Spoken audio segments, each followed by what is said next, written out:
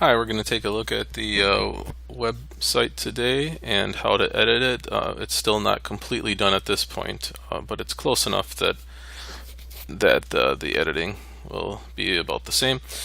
This is the home page where there's a lot less editing that can be done from the front end. There's still, obviously a lot that can be done from the back end, which is where I work. If you have a different image or images that you'd want in the scrolling part here, or these images here, then those would be ones that you might send me and I would edit.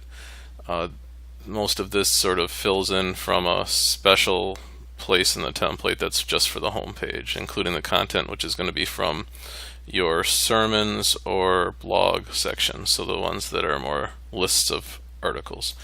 And then we also have these modules that are here for the Facebook and the location, and those also would just be edited from the back end and by me mostly.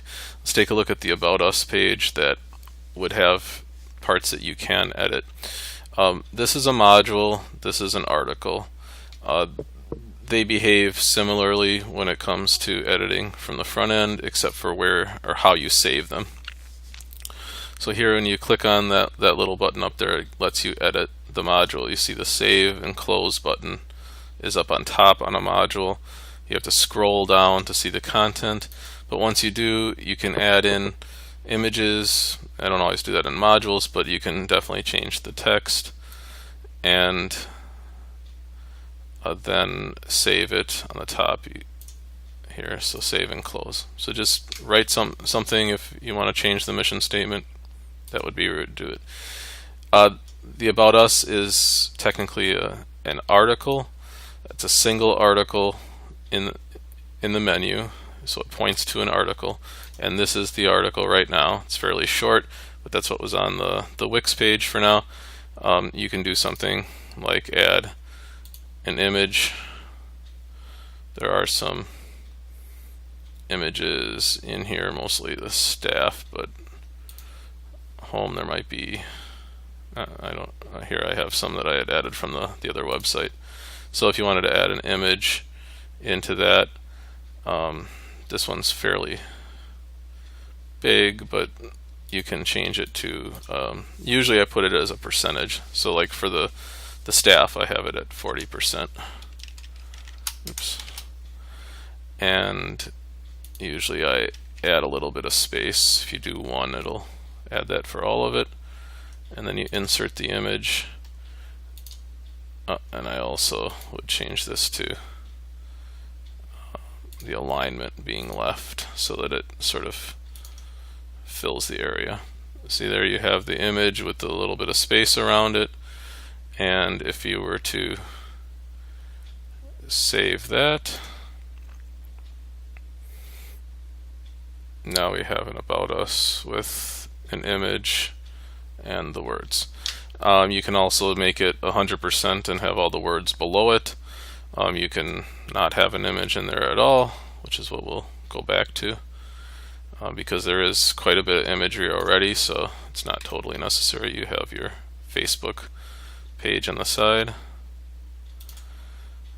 and your map down at the bottom. So that's the About Us page. You can edit the module that embeds the Facebook, but I probably wouldn't mess with that much.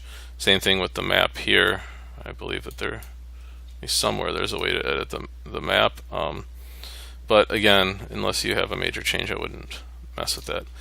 The Trinity Tots. The main one is going to just show all the articles that are part of it, and then each individual article. Well, this article is the staff article, but I put a module in that shows the pictures and the bios. So you can again edit each one of these bios individually, and I'll just show you one. So if somebody is changed, and again you have to scroll down past the module in order to edit this module, but if you change a worker, probably easiest just to change the title, and then you would change the picture and what's inside. If you don't do it that way and you just have one less person working there, you can always unpublish it. If you trash it, that makes it a little bit more complicated because then I have to get it out of the trash unless you go to the back end. So for front end editing, it's probably best just to change the name and change the information on a published module. But you can unpublish it, and when you're logged in, you'll be able to still see it. As far as the images go, I did edit those to, not have the to be a circle from the original square or rectangular image that I had, and then the standard that I used was 40% again, with it being left and 4 spaces around it. So you can try to do that with anyone else that might work there. Let's just cancel this one out. But that's how these show up, basically the same way that the Wix site had them showing up.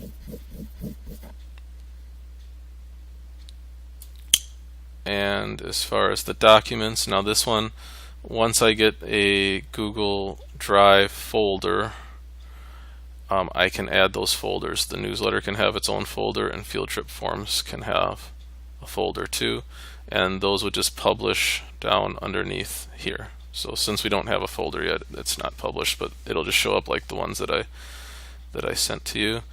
The contact form is more of a back-end one. The contact information you can edit as a module, so that would show up down here.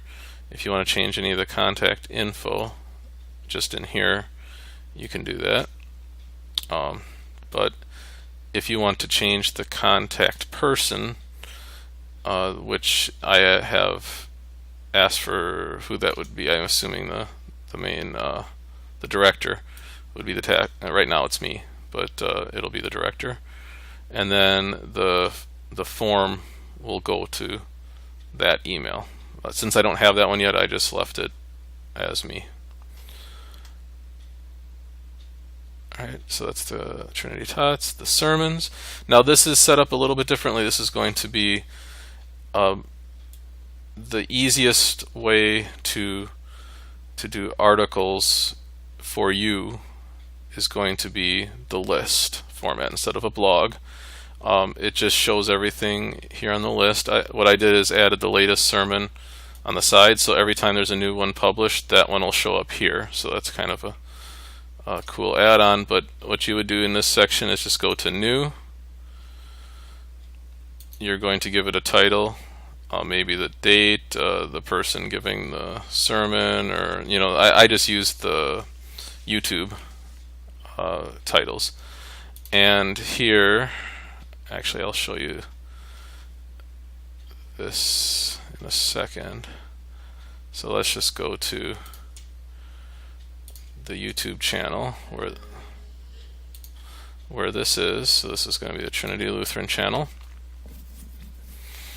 And this is one that I don't have, changing of the altar.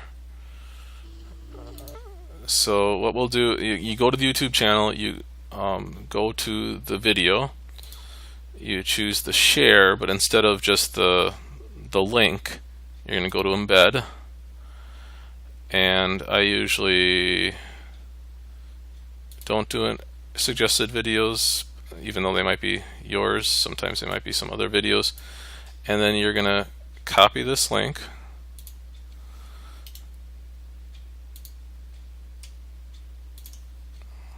and then we're here editing. Now this is your so this is your main editor. It looks like Word or whatever else. Instead of using that one, now that you have that link copied, you're going to change it to code, which is HTML code. Just paste that.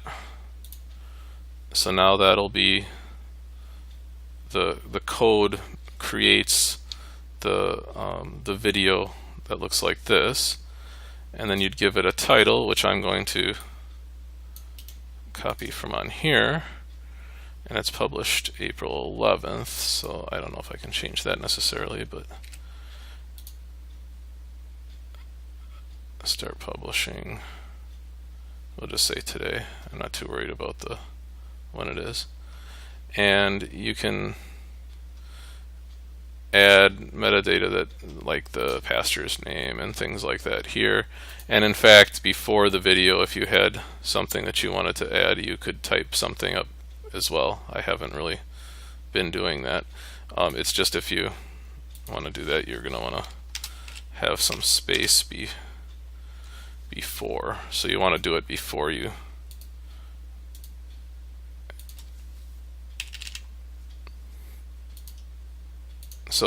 start putting the code in, you'd want to have something typed here. So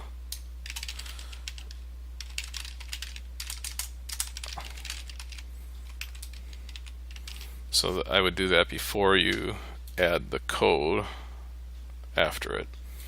But that's basically it. So you're just embedding a code into the article, and that will create your video. So let's save that. Alright, and then that is our newest article. That would show up here as well as the latest sermon, even though this one isn't really a sermon. And if you click on it, there you end up seeing the same one twice.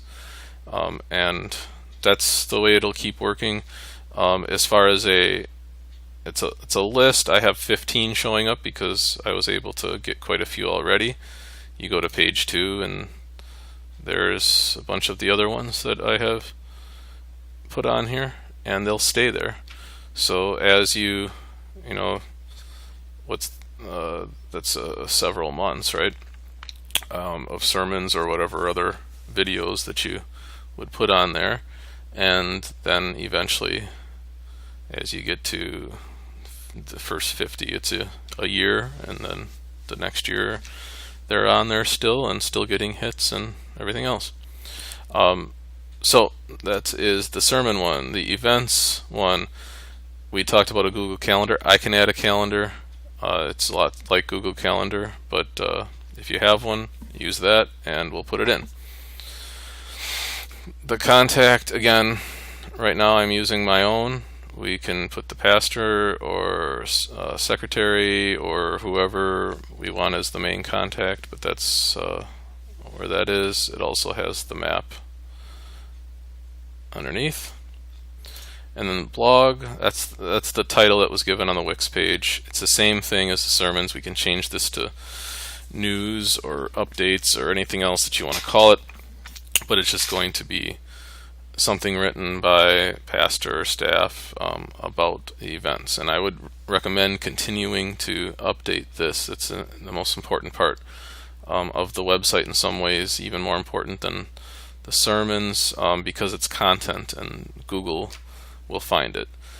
So that's an important one. Even if it's about the Trinity Tots, and in fact it probably should be sometimes, and then go over, link over to the documents or something like that.